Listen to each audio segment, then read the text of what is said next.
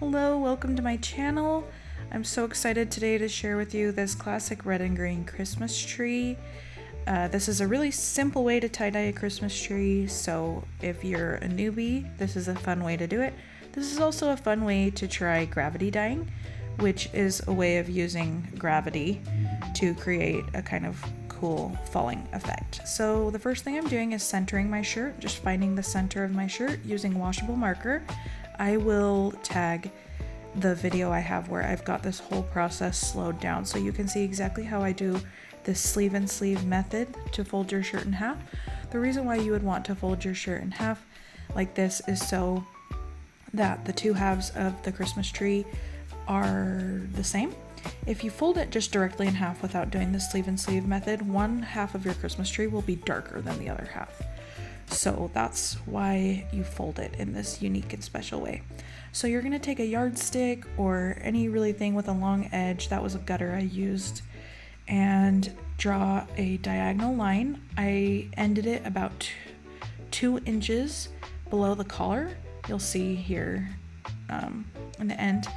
And you're going to want to continue that accordion fold along the line all the way up through the sleeve. You can see there I'm folding it all the way through the sleeve.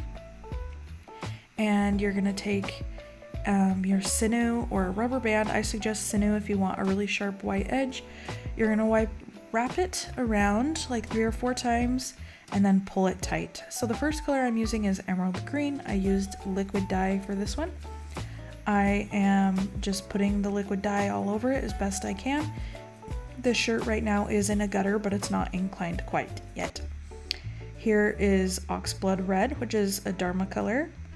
I'm just sprinkling this color on. Another thing I want to mention is that this shirt was soaked in soda ash. So you'll want to soak your shirt in soda ash before you start this process if you're not going to sprinkle soda ash on in the end.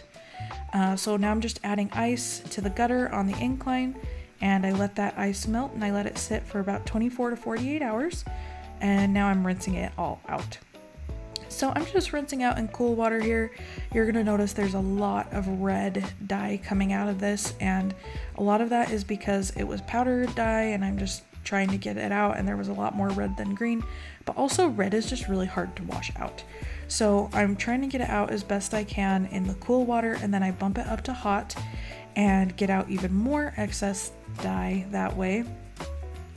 I like to, there I bumped it up to hot, and now you'll see even more red coming out.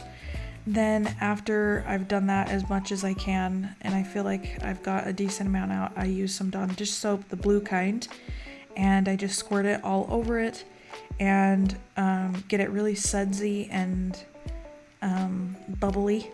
Is that the word? I get it to look like that, and then I get out even more dye. After I do this process and try to get out as much as I possibly can, I wash it in a hot washing machine with regular detergent, or you can use Dyer's detergent. I like to use Dyer's detergent because I sell my products, so I want to make sure I really have rinsed out all the excess that I can. And that is how I wash my clothes. And then I like to hang to dry or just dry on a low heat. And that is the final result. Turned out super cool. If you have any questions whatsoever, please don't hesitate to reach out. I love to answer questions. I love to chat. So let me know if you've got anything you want to talk about. We'll talk to you soon.